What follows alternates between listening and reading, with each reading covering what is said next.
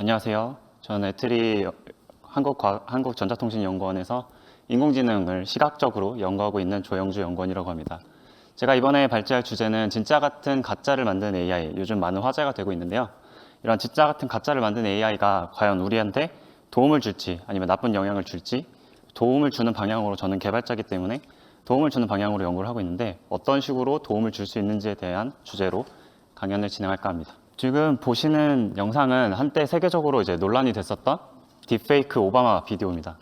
실제로 오바마가 나와서 이런 말을 하고 있는 것이 아닌 다른 강사의 다른 연사의 이제 얼굴에다가 오바마의 얼굴을 합성한 겁니다. 인공지능으로 학습을 시켜서. 여기서 말하는 이제 오바마는 욕설도 하고요. 정치적으로 해서 안 되는 발언도 하게 됩니다. 근데 사실 이러한 연설들이 진짜로 오바마가 했을 거라는 생각을 하지 못하죠. 해서도 안 되고요. 근데 이때 당시 여기에 밑에 부제로 이제 이거는 페이크된 비디오다. 이제 오른쪽이 실제 이걸 연기한 배우인데요. 이거는 페이크 비디오다라고 명시가 되어 있지 그 명시를 못 보고 이제 봤던 사람들은 정말 크나큰 충격을 받게 됐었습니다. 이제 인공지능이 영상을 진짜 같은 가짜로 만들어서 사람들을 속일 수 있겠구나. 페이크 뉴스가 이제 세상에 널리 퍼지겠구나라고 많이 생각을 하게 됐습니다. 이러한 진짜 같은 가짜를 만드는 AI의 핵심 기술 이름을 Generative Adversarial Network, 통칭 GAN이라고 얘기를 합니다. 그래서 Generative가 생성적인 이라는 의미고요. Adversarial이 대립하는 이라는 의미라서요. 기존의 네트워크를 하나만 사용해서 어떤 문제를 해결하고자 하는 게 아닌 이 네트워크를 학습시키는 또 다른 네트워크를 같이 학습시켜서 이러한 문제를 해결해보자 라고 하는 접근 방법입니다. 그래서 간단하게만 설명을 드리면 이러한 플로우로 학습을 진행하게 됩니다. AI는 페이크 데이터를 이제 처음에는 랜덤하게 만들어내겠죠. 페이크 데이터를 어떻게 만들어내고 이 페이크 데이터를 실제 리얼 데이터와 비교를 해서 이 비교를 하는 인공지능 또한 학습이 되어 있지 않은 상태로 왼쪽에 있는 AI와 오른쪽에 있는 이 박사처럼 생긴 AI, 이 두 개의 AI가 처음부터 서로 모르는 상태로 학습을 진행하게 됩니다. 그러면 오른쪽에 있는 판별하는 AI는 너가 만든 건 가짜야 또는 진짜야 라고 판별을 하게 되고요. 이러한 것이 순차적으로 계속 돌아가게 되면 결국 왼쪽에 있는 가짜 데이터를 만든 AI는 슈퍼 가짜 데이터 제작범이 돼서 더 이상 오른쪽에 있는 판별하는 AI가 이 AI가 만든 게 진짜인지 가짜인지를 판별하기 힘들게 되겠습니다. 이건 이제 엔비디아에서 개발한 스페이드라는 기술인데요. 왼쪽에 보시면 그냥 어린아이가 스케치하듯이 그림을 그리고 있죠. 이 그림을 기반으로 오른쪽에 리얼한 포토 이미지를 실시간으로 만들어내고 있는 겁니다. 오른쪽에 있는 주사위나 저러한 부분들은 이렇게 만든 부분을 어떠한 스타일로 바꿀 것인지에 대한 내용을 추가하고 있습니다. 이렇게 만들어진 실시간으로 어떤 그림을 리얼 포토로 바꿔주는 AI는 실제로 이러한 게임 일러스터들한테도 매우 큰 호평을 받았습니다. 게임 일러스터에서 가장 많은 시간이 드는 부분이 배경 작업이거든요. 근데 이러한 배경 작업에 자기가 어떤 부분을 어떤 오브젝트로 채우고 싶은지만 설정을 해주고 이 오브젝트의 스타일을 어떻게 입히고 싶은지만 정해주면 디테일한 부분들은 AI가 스스로 채워주게 되는 겁니다. 그러면 이제 작업 시간이 극단적으로 줄어들게 되겠죠. 다음으로 보여드릴 거는 더 넥스트 렘브란트라고 마이크로소프트와 렘브란트 미술관에서 공동으로 작업을 했던 내용인데요. 이제 왼쪽에 있는 그림과 이제 오른쪽에 있는 그림 둘 중에 어떤 게 AI가 만든 그림일까요? 하나는 진짜고 하나는 가짜입니다. 정답은 이제 오른쪽에 있는 그림이 AI가 만든 그림인데요. 이 그림을 만드는 과정은 다음과 같습니다. 왼쪽처럼 실제 렘브란트의 그림들을 3D 스캐닝을 전부 해서 정보를 모읍니다. 거기에 포함되어 있는 정보는 실제 2D 정보뿐만이 아니고 이 그림을 나타내는 질감, 즉 3D, 뎁스 정보까지 함께 추출을 해서 눈과 코, 입 이런 인물들 정보를 같이 인공지능에게 학습을 하게 됩니다. 이렇게 학습된 인공지능은 오른쪽에 보시는 3D 프린터를 통해서 높이까지 같이 재현하게 되는 방법으로 그리게 된 것인데요. 이렇게 해서 이제 실제로 이거를 공개하면서 미술관에 전시도 했었던 내용입니다. 보시면 이제 렘브란트의 느낌을 가장 잘 살렸다라고 많은 호평을 받았었죠. 다음으로 보여드릴 내용은 이제 AI가 실제로 우리 생활에 녹아들 수 있는 최신 기술들을 한번 좀 설명을 드릴까 합니다. 여기 보이시는 거는 최근에 나온 논문 중 하나인데요.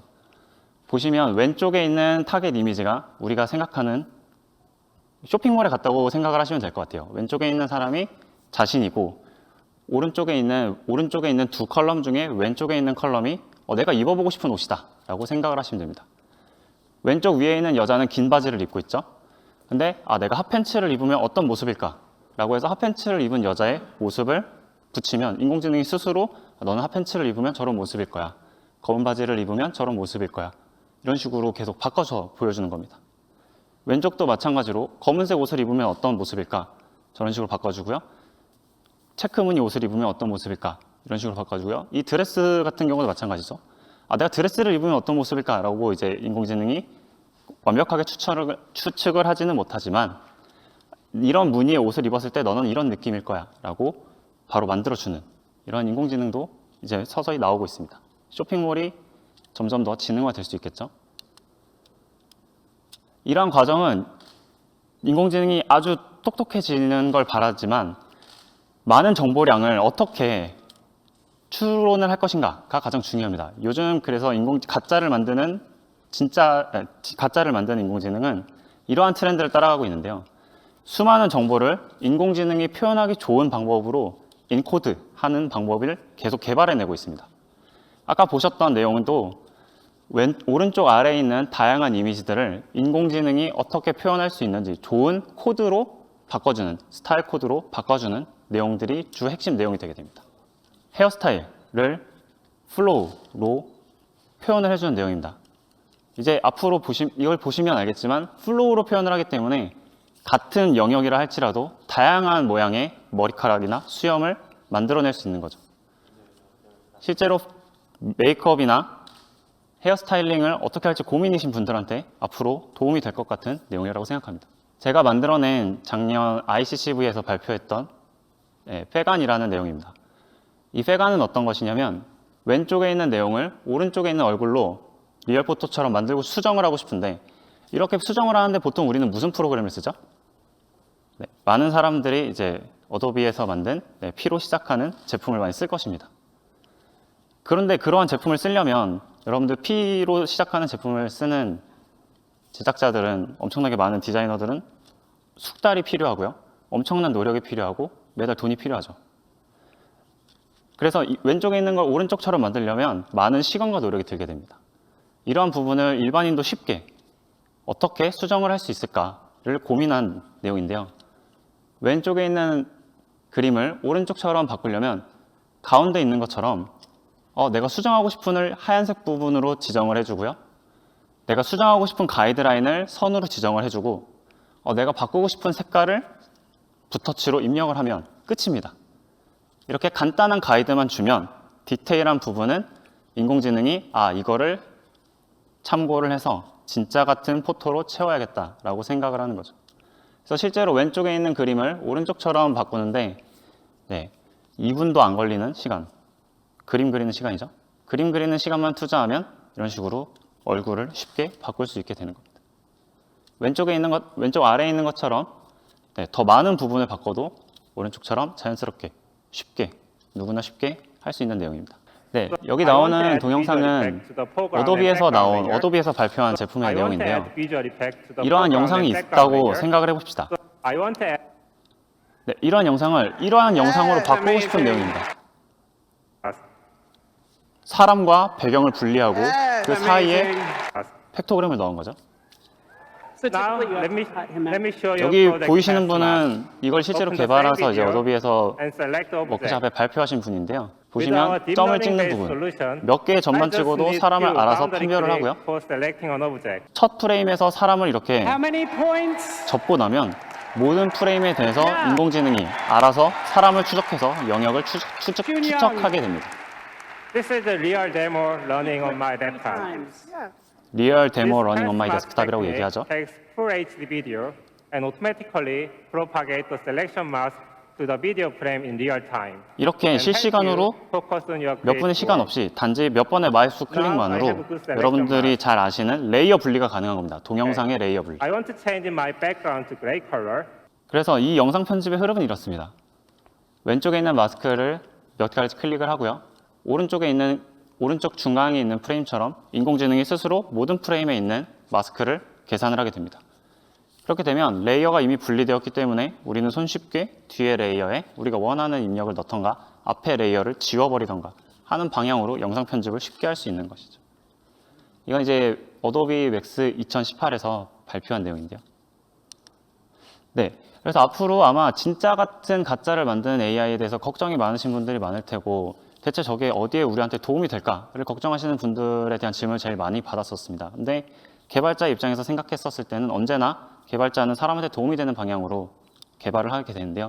그래서 아마 앞으로 가짜를 만든 AI는 여러분들의 창작을 좀 더 쉽게 만들고 여러분들이 하고자 하는 일의 편의성을 조금 더 높여주는 방향으로 진행을 하게 될 것 같습니다. 회관이라는 걸 이제 이런 식으로 안드로이드 태블릿에 실제로 탑재해서 만들 수 있는데요. 보시면 왼쪽에 이제 잘 보이시는지 모르겠지만 왼쪽에 안경을 쓰고 있는 선글라스를 쓰고 있는 사람이 있는데요. 보통 이제 이 선글라스를 벗기고 싶다, 벗은 모습이 어떨지 궁금하다 라고 생각을 하면 이 사람한테 맞는 눈을 어떤 다른 이미지에서 찾고 붙이고 다듬는 작업을 기본적으로 생각을 하게 될 것입니다. 근데 제가 아까 보여드렸던 페간을 이용을 하면 왼쪽에 보이시는 것처럼 그냥 안경을 벗기고 싶으니까 안경을 지워버리는 겁니다. 하얀색 부분으로. 안경을 지운 후에 인공지능이 스스로 채워봐라 라고 표현을 하게 되면 왼쪽 그릇처럼 이렇게 인공지능이 스스로 자연스러운 이미지를 합성을 하게 되는 것이죠. 이게 원래 온라인으로 전환이 되지 않았다면 여러분들이 와서 체험하실 수 있게 부스로 운영을 할 예정이었는데요. 그런 부분은 좀 아쉽게 생각을 하는 부분이 있네요. 네, 그래서 여기까지 발표를 마치도록 하겠습니다. 질문을 몇 가지 받아서 답변을 드릴게요. 딥페이크 기술을 악용할 때 윤리적 법적 대안은 어느 수준인가요? 악용 사례는 있나요? 악용 사례는 정말 많습니다. 많은데 기본적으로 악용을 하면 처벌할 수 있는 법이 존재하느냐? 처벌할 수 있는 근본적인 법은 존재하지 않아요. 아직은. 그 외에 저작권의 문제라든지 명예훼손죄라든지 이러한 것들로 현재는 처벌을 하고 있습니다. 악용 사례는 대표적으로는 이제 여기서 이렇게 말씀드리기가 좀 그렇지만 포르노 같은 것에 합성을 한다거나 페이크 뉴스를 만들어낸다거나 하는 부분이 가장 많은 악용 사례라고 말씀드릴 수 있을 것 같습니다. 딥페이크 연구를 시작하신 동기가 있으신가요? 제가 딥페이크 자체를 연구한 건 아니고요. 이건 이제 기술의 통칭은 이제 겐이라고 해서 가짜를 만드는 진짜 같은 가짜를 만드는 연구인데요. 겐을 연구하게 된 동기는